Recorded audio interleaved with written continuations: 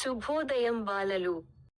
ఈ కథ పేరు ఆర్యన్ రాజు సాహసాలు. చాలా కాలం క్రితం, సూర్యరశ్మి లోయ అనే ప్రకాశవంతమైన మరియు అందమైన రాజ్యంలో, ఒకప్పుడు ఆర్యన్ అనే యువకుడు, దయగల పాలకుడు ఉండేవాడు.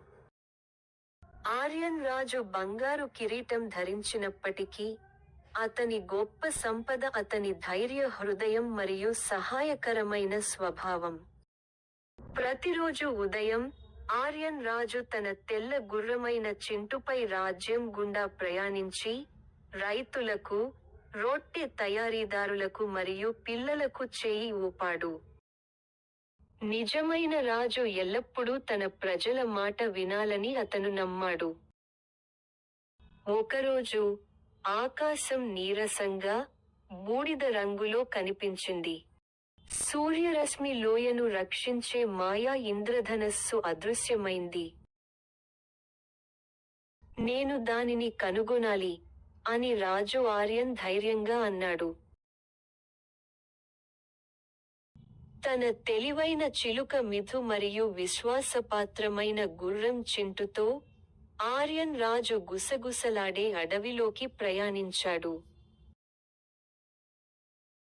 అక్కడ, వర్షం కురిపించినందుకు ఎవరూ కృతజ్ఞతలు చెప్పకపోవడంతో ఇంద్రధనస్సును దాచిపెట్టిన విచారకరమైన మేఘాన్ని వారు కనుగొన్నారు. ఆర్యన్ రాజు నవ్వి, మా పంటలు పెరగడానికి సహాయం చేసినందుకు ధన్యవాదాలు, అన్నాడు. మేఘం సంతోషించి ఇంద్రధనస్సును ఆకాశానికి తిరిగి ఇచ్చింది. సూర్యకాంతి లోయ మరోసారి మెరిసింది. మరొక రోజు, ఒక రాక్షసుడు నదిని అడ్డుకున్నాడు మరియు గ్రామస్తులు భయపడ్డారు. పోరాడటానికి బదులుగా, రాజు ఆర్యన్ ప్రశాంతంగా ముందుకు నడిచాడు. నువ్వు ఇక్కడ ఎందుకు ఉన్నావు, అని అడిగాడు. ఆ రాక్షసుడు, నేను ఒంటరిగా ఉన్నాను అని బదులిచ్చాడు.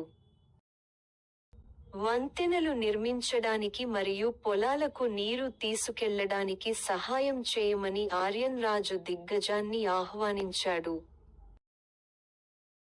దిగ్గజం సంవత్సరాల తర్వాత మొదటిసారిగా నవ్వి, రాజ్యానికి స్నేహితుడయ్యాడు.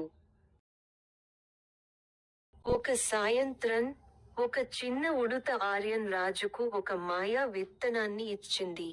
దయ నివసించే చోట దాన్ని నాటండి, అని ఉడుత అరిచింది.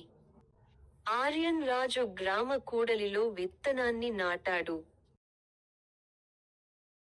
రాత్రికి రాత్రే, అది ఆనందం, ధైర్యం మరియు జ్ఞానం అనే ఫలాలను ఇచ్చే ఒక పెద్ద వృక్షంగా పెరిగింది. వాటిని రుచి చూసిన ప్రతి ఒక్కరూ సంతోషంగా మరియు ధైర్యంగా భావించారు. ఆర్యరాజు భయంతో కాదు, దయగల మాటలతో, ధైర్యమైన చర్యలతో, శ్రద్ధగల హృదయంతో పరిపాలించాడు. పిల్లలు అతని సాహసాల గురించి పాటలు పాడారు, మరియు సన్షైన్ వ్యాలీ రాజ్యం ఎప్పటికీ సంతోషంగా మరియు ప్రశాంతంగా జీవించింది. మరియు ఎవరైనా, గొప్ప రాజును ఏది చేస్తుంది, అని అడిగినప్పుడల్లా సమాధానం ఎప్పుడూ ఒకేలా ఉండేది. దయను ఎంచుకునే రాజు.